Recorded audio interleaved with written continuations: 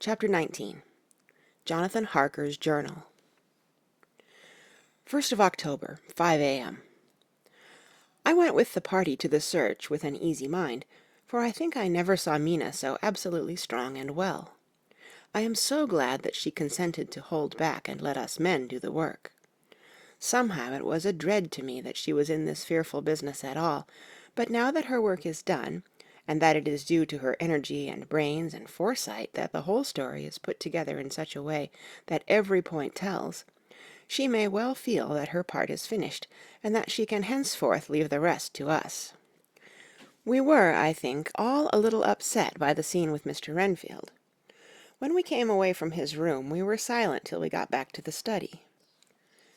Then Mr. Morris said to Dr. Seward, "Say, Jack, if that man wasn't attempting a bluff, he is about the sanest lunatic I ever saw. I'm not sure, but I believe that he had some serious purpose, and if he had, it was pretty rough on him not to get a chance." Lord Godalming and I were silent, but Dr. Van Helsing added, "Friend John, you know more of lunatics than I do, and I'm glad of it, for I fear that if it had been to me to decide, I would before that last hysterical outburst have given him free. But we live and learn, and in our present task we must take no chance, as my friend Quincy would say. All is best as they are." Dr. Seward seemed to answer them both in a dreamy kind of way. "I don't know but that I agree with you. If that man had been an ordinary lunatic, I would have taken my chance of trusting him, but he seems so mixed up with the Count in an indexy kind of way that I am afraid of doing anything wrong by helping his fads. I can't forget how he prayed with almost equal fervor for a cat, and then tried to tear my throat out with his teeth. Besides, he called the Count Lord and Master, and he may want to get out to help him in some diabolical way. That horrid thing has the wolves and the rats and his own kind to help him, so I suppose he isn't above trying to use a respectable lunatic. He certainly did seem earnest, though. I only hope we have done what is best. These things, in conjunction with the wild work we have in hand, help to unnerve a man." The professor stepped over, and laying his hand on his shoulder, said, in his grave, kindly way, "Friend John, have no fear. We are trying to do our duty in a very sad and terrible case. We can only do as we deem best. What else have we to hope for, except the pity of the good God?" Lord Godalming had slipped away for a few minutes, but now he returned. He held up a little silver whistle as he remarked, "That old place may be full of rats, and if so, I've got an antidote on call." Having passed the wall, we took our way to the house, taking care to keep in the shadows of the trees on the lawn when the moonlight shone out. When we got to the porch, the professor opened his bag and took out a lot of things, which he laid on the step, sorting them into 4 little groups, evidently one for each. Then he spoke. "My friends, we are going into a terrible danger, and we need arms of many kinds. Our enemy is not merely spiritual. Remember that he has the strength of 20 men, and that, though our necks or our windpipes are of the common kind, and therefore breakable or crushable, his are not amenable to mere strength. A stronger man, or a body of men more strong in all than him, can at certain times hold him, but they cannot hurt him as we can be hurt by him. We must, therefore, guard ourselves from his touch. Keep this near your heart." As he spoke, he lifted a little silver crucifix and held it out to me, I being nearest to him. "Put these flowers round your neck." Here he handed to me a wreath of withered garlic blossoms. "For other enemies more mundane, this revolver and this knife, and for aid in all, these so small electric lamps, which you can fasten to your breast, and for all, and above all at the last, this, which we must not desecrate needless." This was a portion of sacred wafer, which he put in an envelope and handed to me. Each of the others was similarly equipped. "Now," he said, "friend John, where are the skeleton keys? If so that we can open the door, we need not break house by the window, as before at Miss Lucy's." Dr. Seward tried one or two skeleton keys, his mechanical dexterity as a surgeon standing him in good stead. Presently he got one to suit. After a little play back and forward, the bolt yielded, and with a rusty clang shot back. We pressed on the door, the rusty hinges creaked, and it slowly opened. It was startlingly like the image conveyed to me in Dr. Seward's diary of the opening of Miss Westenra's tomb. I fancy that the same idea seemed to strike the others, for with one accord they shrank back. The professor was the first to move forward, and stepped into the open door. "In manus tuus, Domine," he said, crossing himself as he passed over the threshold. We closed the door behind us, lest when we should have lit our lamps they should possibly attract attention from the road. The professor carefully tried the lock, lest we might not be able to open it from within should we be in a hurry making our exit. Then we all lit our lamps and proceeded on our search. The light from the tiny lamps fell in all sorts of odd forms as the rays crossed each other, or the opacity of our bodies threw great shadows. I could not for my life get away from the feeling that there was someone else amongst us. I suppose it was the recollection, so powerfully brought home to me by the grim surroundings, of that terrible experience in Transylvania. I think the feeling was common to us all, for I noticed that the others kept looking over their shoulders at every sound and every new shadow, just as I felt myself doing. The whole place was thick with dust. The floor was seemingly inches deep, except where there were recent footsteps, in which, on holding down my lamp, I could see marks of hobnails where the dust was cracked. The walls were fluffy and heavy with dust, and in the corners were masses of spiders' webs, whereon the dust had gathered, till they looked like old tattered rags, as the weight had torn them partly down. On a table in the hall was a great bunch of keys, with a time-yellowed label on each.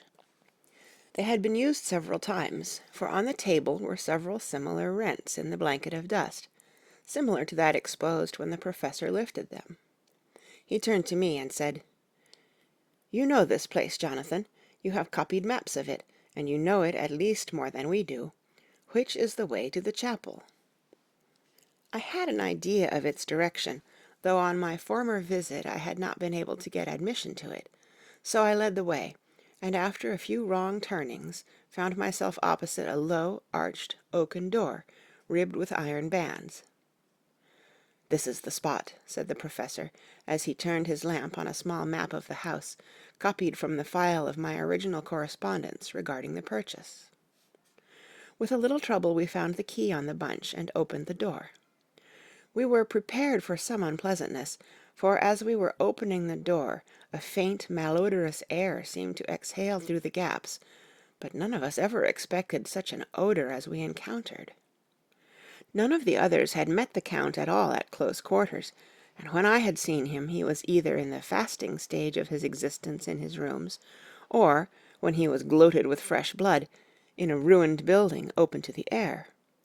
But here the place was small and close, and the long disuse had made the air stagnant and foul. There was an earthy smell, as of some dry miasma, which came through the fouler air. But as to the odor itself, how shall I describe it? It was not alone that it was composed of all the ills of mortality, and with the pungent, acrid smell of blood, but it seemed as though corruption had become itself corrupt. Faugh!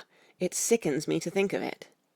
Every breath exhaled by that monster seemed to have clung to the place and intensified its loathsomeness.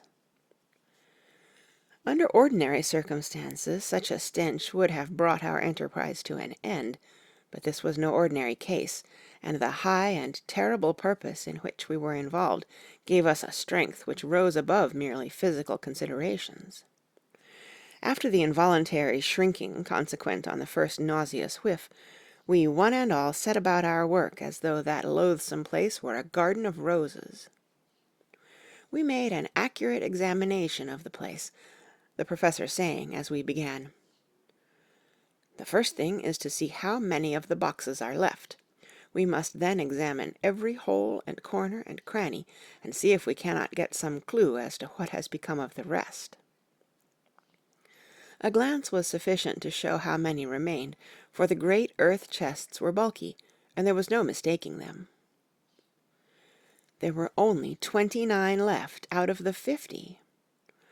Once I got a fright, for, seeing Lord Godalming suddenly turn and look out of the vaulted door into the dark passage beyond, I looked too, and for an instant my heart stood still.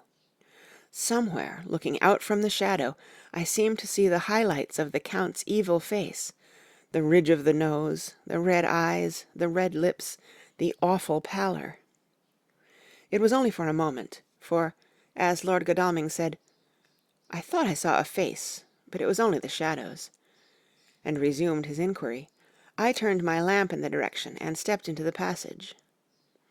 There was no sign of anyone, and as there were no corners, no doors, no aperture of any kind, but only the solid walls of the passage, there could be no hiding place even for him. I took it that fear had helped imagination, and said nothing. A few minutes later I saw Morris step suddenly back from a corner which he was examining. We all followed his movements with our eyes, for undoubtedly some nervousness was growing on us, and we saw a whole mass of phosphorescence, which twinkled like stars. We all instinctively drew back. The whole place was becoming alive with rats. For a moment or two we stood appalled, all save Lord Godalming, who was seemingly prepared for such an emergency. Rushing over to the great iron-bound oaken door, which Dr. Seward had described from the outside, and which I had seen myself, he turned the key in the lock, drew the bolts, and swung the door open. Then, taking his little silver whistle from his pocket, he blew a low, shrill call. It was answered from behind Dr. Seward's house by the yelping of dogs, and after about a minute 3 terriers came dashing round the corner of the house. Unconsciously we had all moved towards the door, and as we moved I noticed that the dust had been much disturbed. The boxes which had been taken out had been brought this way. But even in the minute that had elapsed, the number of rats had vastly increased. They seemed to swarm over the place all at once, till the lamplight, shining on their moving dark bodies and glittering baleful eyes, made the place look like a bank of earth set with fireflies. The dogs dashed on, but at the threshold suddenly stopped and snarled, and then, simultaneously lifting their noses, began to howl in most lugubrious fashion. The rats were multiplying in thousands, and we moved out. Lord Godalming lifted one of the dogs, and, carrying him in, placed him on the floor. The instant his feet touched the ground he seemed to recover his courage, and rushed at his natural enemies. They fled before him so fast that before he had shaken the life out of a score, the other dogs, who had by now been lifted in the same manner, had but small prey ere the whole mass had vanished. With their going it seemed as if some evil presence had departed, for the dogs frisked about and barked merrily as they made sudden darts at their prostrate foes, and turned them over and tossed them in the air with vicious shakes. We all seemed to find our spirits rise. Whether it was the purifying of the deadly atmosphere by the opening of the chapel door, or the relief which we experienced in finding ourselves in the open, I know not, but most certainly the shadow of dread seemed to slip from us like a robe, and the occasion of our coming lost something of its grim significance, though we did not slacken a whit in our resolution. We closed the outer door, and barred and locked it, and, bringing the dogs with us, began our search of the house. We found nothing throughout except dust in extraordinary proportions, and all untouched save for my own footsteps when I had made my first visit. Never once did the dogs exhibit any symptom of uneasiness, and even when we returned to the chapel they frisked about as though they had been rabbit hunting in a summer wood. The morning was quickening in the east when we emerged from the front. Dr. Van Helsing had taken the key of the hall door from the bunch, and locked the door in orthodox fashion, putting the key into his pocket when he had done. "So far," he said, "our night has been eminently successful. No harm has come to us, such as I feared might be, and yet we have ascertained how many boxes are missing. More than all do I rejoice that this, our first and perhaps our most difficult and dangerous step, has been accomplished without the bringing thereinto our most sweet Madam Mina, or troubling her waking or sleeping thoughts with sights and sounds and smells of horror, which she might never forget.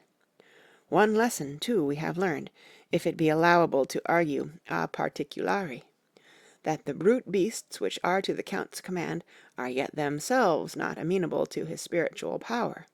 For look, these rats that would come to his call, just as from his castle top he summoned the wolves to your going and to that poor mother's cry, though they come to him, they run pell-mell from the so little dogs of my friend Arthur. We have other matters before us, other dangers, other fears, and that monster, he has not used his power over the brute world for the only or the last time tonight. So be it that he has gone elsewhere. Good. It has given us opportunity to cry check in some ways in this chess game, which we play for the stake of human souls. And now let us go home. The dawn is close at hand, and we have reason to be content with our first night's work. It may be ordained that we have many nights and days to follow, if full of peril, but we must go on, and from no danger shall we shirk. The house was silent when we got back, save for some poor creature who was screaming away in one of the distant wards, and a low moaning sound from Renfield's room. The poor wretch was doubtless torturing himself, after the manner of the insane, with needless thoughts of pain. I came tiptoe into our own room, and found Mina asleep, breathing so softly that I had to put my ear down to hear it. She looks paler than usual. I hope the meeting tonight has not upset her. I am truly thankful that she is to be left out of our future work, and even of our deliberations. It is too great a strain for a woman to bear. I did not think so at first, but I know better now. Therefore I am glad that it is settled. There may be things which would frighten her to hear, and yet to conceal them from her might be worse than to tell her if once she suspected that there was any concealment. Henceforth our work is to be a sealed book to her, till at least such time as we can tell her that all is finished, and the earth free from a monster of the nether-world. I dare say it will be difficult to begin to keep silence after such confidence as ours, but I must be resolute, and tomorrow I shall keep dark over tonight's doings, and shall refuse to speak of anything that has happened. I rest on the sofa, so as not to disturb her. 1st of October, later. I suppose it was natural that we should all have overslept ourselves, for the day was a busy one, and the night had no rest at all. Even Mina must have felt its exhaustion, for though I slept till the sun was high, I was awake before her, and had to call 2 or 3 times before she awoke. Indeed, she was so sound asleep that for a few seconds she did not recognize me, but looked at me with a sort of blank terror, as one looks who has been waked out of a bad dream. She complained a little of being tired, and I let her rest till later in the day. We now know of 21 boxes having been removed, and if it be that several were taken in any of these removals, we may be able to trace them all. Such will, of course, immensely simplify our labor, and the sooner the matter is attended to, the better. I shall look up Thomas Snelling today. Dr. Seward's Diary, 1st of October. It was towards noon when I was awakened by the Professor walking into my room. He was more jolly and cheerful than usual, and it is quite evident that last night's work has helped to take some of the brooding weight off his mind. After going over the adventure of the night, he suddenly said, "Your patient interests me much.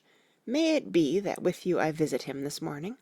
Or if that you are too occupied, I can go alone if it may be. It is a new experience to me to find a lunatic who talk philosophy and reason so sound." I had some work to do which pressed, so I told him that if he would go alone I would be glad, as then I should not have to keep him waiting. So I called an attendant and gave him the necessary instructions.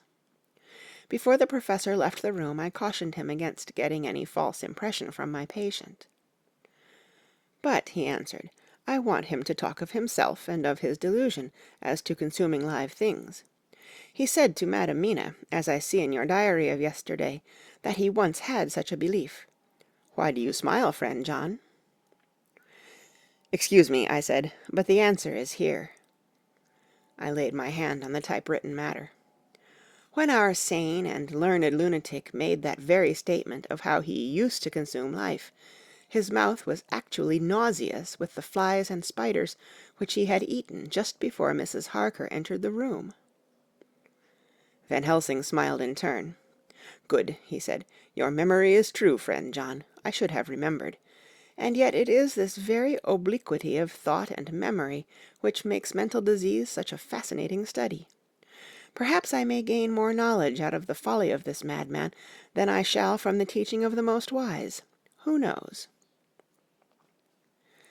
I went on with my work, and before long was through that in hand. It seemed that the time had been very short indeed, but there was Van Helsing back in the study. "Do I interrupt?" he asked politely as he stood at the door. "Not at all," I answered. "Come in. My work is finished, and I am free. I can go with you now if you like." "It is needless. I have seen him." "Well?" "I fear that he does not appraise me at much. Our interview was short. When I entered his room he was sitting on a stool in the centre, with his elbows on his knees, and his face was the picture of sullen discontent. I spoke to him as cheerfully as I could, and with such a measure of respect as I could assume. He made no reply whatever. "Don't you know me?" I asked. His answer was not reassuring. "I know you well enough. You are the old fool Van Helsing. I wish you would take yourself and your idiotic brain theories somewhere else. Damn all thick-headed Dutchmen." Not a word more would he say, but sat in his implacable sullenness, as indifferent to me as though I had not been in the room at all. Thus departed for this time my chance of much learning from this so clever lunatic, so I shall go, if I may, and cheer myself with a few happy words from that sweet soul Madam Mina.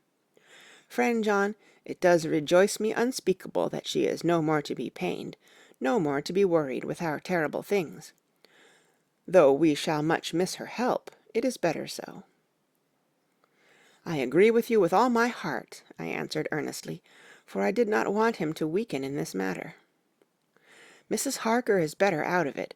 Things are quite bad enough for us, all men of the world, and who have been in many tight places in our time, but it is no place for a woman, and if she had remained in touch with the affair, it would in time infallibly have wrecked her." So Van Helsing has gone to confer with Mrs. Harker and Harker. Quincey and Art are all out following up the clues as to the earth boxes. I shall finish my round of work, and we shall meet tonight. Mina Harker's Journal, 1st of October.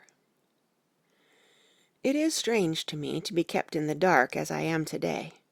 After Jonathan's full confidence for so many years, to see him manifestly avoid certain matters, and those the most vital of all. This morning I slept late after the fatigues of yesterday, and though Jonathan was late too, he was the earlier. He spoke to me before he went out, never more sweetly or tenderly, but he never mentioned a word of what had happened in the visit to the Count's house. And yet he must have known how terribly anxious I was. Poor dear fellow, I suppose it must have distressed him even more than it did me. They all agreed that it was best that I should not be drawn further into this awful work, and I acquiesced. But to think that he keeps anything from me! And now I am crying like a silly fool, when I know it comes from my husband's great love, and from the good wishes of those other strong men. That has done me good. Well, some day Jonathan will tell me all, and lest it should ever be that he should think for a moment that I kept anything from him, I still keep my journal as usual. Then, if he has feared of my trust, I shall show it to him, with every thought of my heart put down for his dear eyes to read. I feel strangely sad and low-spirited today. I suppose it is the reaction from the terrible excitement. Last night I went to bed when the men had gone, simply because they told me to. I didn't feel sleepy, and I did feel full of devouring anxiety. I kept thinking over everything that has been ever since Jonathan came to see me in London, and it all seems like a horrible tragedy, with fate pressing on relentlessly to some destined end. Everything that one does seems, no matter how right it may be, to bring on the very thing which is most to be deplored. If I hadn't gone to Whitby, perhaps poor dear Lucy would be with us now. She hadn't taken to visiting the churchyard till I came, and if she hadn't come there in the daytime with me, she wouldn't have walked there in her sleep, and if she hadn't gone there at night and asleep, that monster couldn't have destroyed her as he did. Oh, why did I ever go to Whitby? There now, crying again. I wonder what has come over me today. I must hide it from Jonathan, for if he knew that I had been crying twice in one morning, I, who never cried on my own account, and whom he has never caused to shed a tear, the dear fellow would fret his heart out. I shall put a bold face on, and if I do feel weepy, he shall never see it. I suppose it is one of the lessons that we poor women have to learn. I can't quite remember how I fell asleep last night. I remember hearing the sudden barking of the dogs, and a lot of queer sounds, like praying on a very tumultuous scale, from Mr. Renfield's room, which is somewhere under this. And then there was silence over everything, silence so profound that it startled me, and I got up and looked out of the window. All was dark and silent, the black shadows thrown by the moonlight seeming full of a silent mystery of their own. Not a thing seemed to be stirring, but all to be grim and fixed as death or fate, so that a thin streak of white mist, that crept with almost imperceptible slowness across the grass towards the house, seemed to have a sentience and a vitality of its own. I think that the digression of my thoughts must have done me good, for when I got back to bed I found a lethargy creeping over me.